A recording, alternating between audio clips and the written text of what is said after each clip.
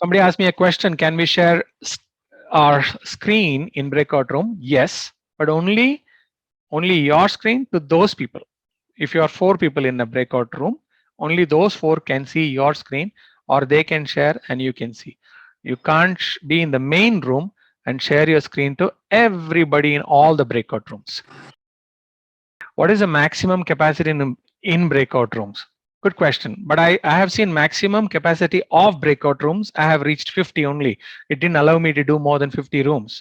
So depending on the account, I guess, So if it is 50, that many people, the maximum capacity in a breakout room will not exceed the number of rooms by the number of people allowed in the account. You have to understand that if it is a 100 people account, those 100 people will be allowed into the breakout rooms. That means you can probably have 50 rooms, then 2 people in a room, or as less as 2 rooms, that means 50 people in a room.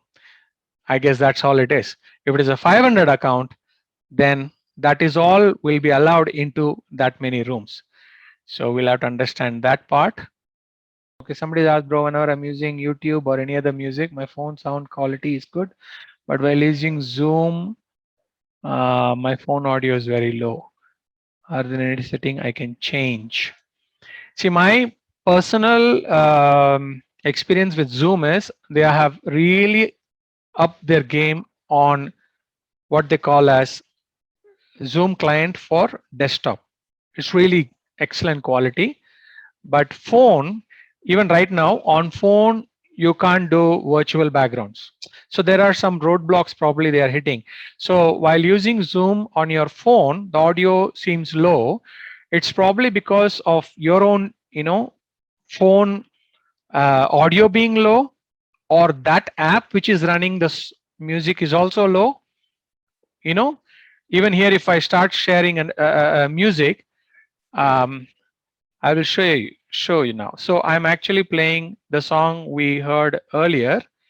You can't hear it now because it's playing in the background. But if I start sharing it now, only as a music, now you can hear it, right? Okay. Now I'm reducing the sound in VLC. It's running on VLC. So that's very low volume. Probably your volume has really gone down. But if I increase there, it really goes up. You can't hear me speaking. So that's how you share it. But on a phone, I guess, I'm going to stop this now, sorry. So on a phone, it's different. The audio depends on the player also you're using, what's running in the background, that's what I would say. We'll have to check it out. Okay, Suresh raised his hand. I don't know if that answers your question properly. I'll come to how to find more answers towards the end. Anybody else has a question? Suresh has a question. Yes, bro. Thank you, bro. Lovely session, Chris. First of all, thank you for this initiative. A couple of questions, Chris. Number one is you said there are few, even when you give passcode to the particular meetings, authentic people can just skip that and get in. How do we set that profiles, bro? Number one. Number two is, see, for example, now if this is my ID, I'm chosen recording in my computer or laptop, whatever it is, devices. If I give my ID and password to some other person to host a particular meeting just for 1 or 2 days, the setting will change, or automatically it will go to their system, the recording, or it will still come to my device. Okay, I'll take the first question first. You said if people get a link, they bypass. Is what? Sorry, can you repeat the first question again? See, you said if I give a passcode to the meeting, people cannot get in. Okay. Okay. But there are few people can get in without they can bypass that or skip those passwords and get in for authentic authority or something like that. If we give, how do we set that? So first thing is, in your account, for that authenticated user, they should be in your contact. In your Zoom only, they should be under your contact in your client in your desktop client. I showed in the beginning, home button, chat, contacts. They have to be added part of your group of your team, your organization group. So then they become more of an authenticated person through their email into your organization. For example, Bangalore, most of us are using our accounts, but we are all clubbed under one account, one main account. All of us have got our email IDs as the other accounts. So under that umbrella, we are all authenticated. So like that, I can use them to be hosts, also alternate hosts, and also enter without passcode and authentication because they're already authenticated in my organization. Does that make sense? Yes, Chris. Thank you. Okay, the second one you said is when you record, no matter who you give to, you may give your account to third person and they can utilize it if they're recording. If they hit the record on this computer, it'll record and store it in their computer. If they record on the cloud, it'll record and send you an email. It won't go to them. So if you're asking people to record a meeting that you're not part of, but they are hosting, ask them to record it on the cloud, provided you have space. It'll always record in the cloud and send you the email. Yes, bro. Thank you, Chris. Okay. Come. All right. Anybody else has any other questions? Now, somebody had asked in your registration how to put lyrics on videos. Now, that's not Zoom for. You have to use an editor. You have to use a video editor, have the video, take the text, type, put it on. That's what I do for songs and all. So that's not with Zoom. Okay, anybody else has any questions, any feedback, any suggestions, any additions? No. It was so comprehensive. Huh? Bro, there's one question for me. Yes, from Felix from Trivandrum. Okay. Bro, if we enable the waiting room, no, and waiting room is enabled, and okay. we also enable join before host 5 minutes before. Okay. So will they be able to join the meeting and do fellowship, or they will be in waiting room? They will be, in my experience, they will be in the main room only, waiting. And not in the waiting room. They'll be joining early into your main room. And once the host join, they will be directed to waiting room, or they can. Interesting question. I have not tried it. Okay, I have not tried this one, where you usually my account has always been join after I start. This new changes I made because somebody else were hosting it. But I have used an account where people join before me. I'm the host, but they join. The noon prayer, usually they join before. But there is no waiting room enabled there. So I have not come across a situation where this issue. We might have to try that and see. Maybe once you could try it and see, enable the waiting room and enable even people joining 5 minutes earlier and see what happens. We'll have to try it and see. I have not tried it. Yeah, bro, thank you so much. Bro, I have a question. Yes, Vitoy. Hey, bro. Tell me. Bro, like for example, I'm hosting one meeting at 9 o'clock. Okay. And then maybe 5:09. After 5 minutes, can I create another Zoom account? Zoom link and give it to other people so that they can continue side by side. Is it possible with the same account? No. Every account, one meeting is allowed at a time. No simultaneous meetings. For example, I am running this meeting. Somebody else has my account. They can't schedule anything around this time. First of all, suppose they log in and want to start a meeting, it'll either log me out of here or it will tell them that the host is having another meeting going on, But if they have my credentials and log in, they are the host, they can end my meeting. So to answer a question, you can't have, even though you have passed the hosting to somebody else, you can't have. Now, interesting, what we can do is, what I have done in the past is, I have created a meeting. I have asked somebody to also come online. Then I pass the hosting to them.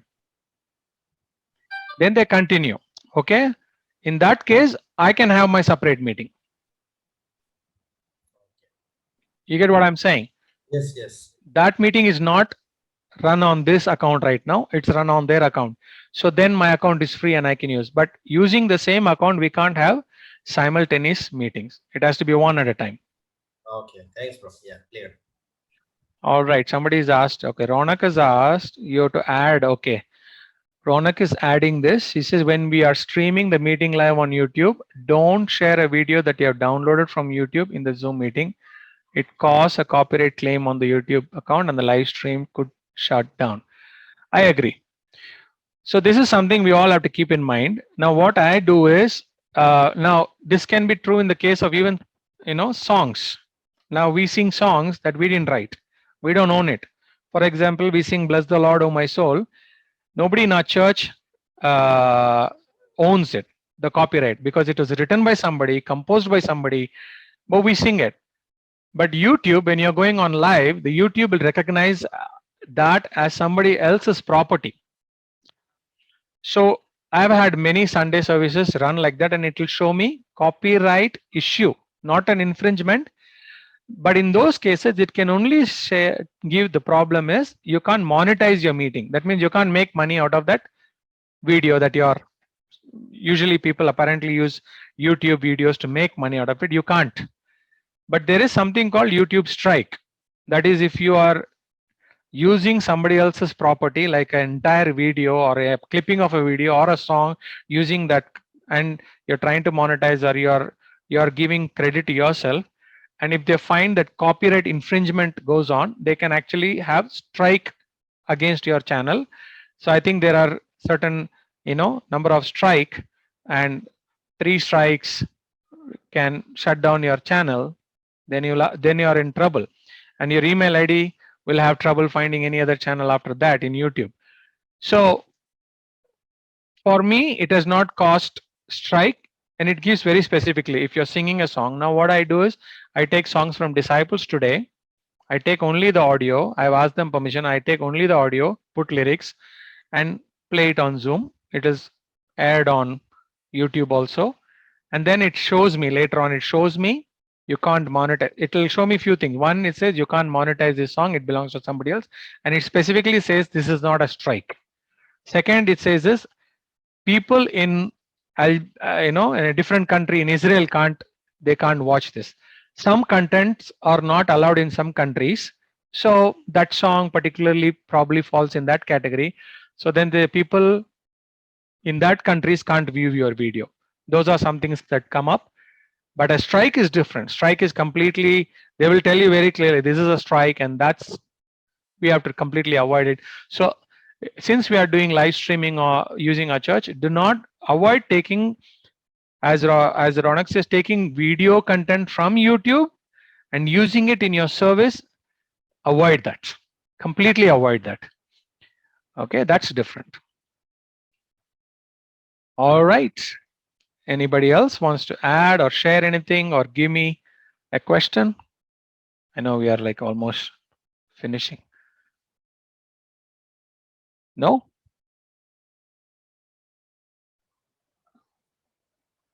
Bro, Pramila here.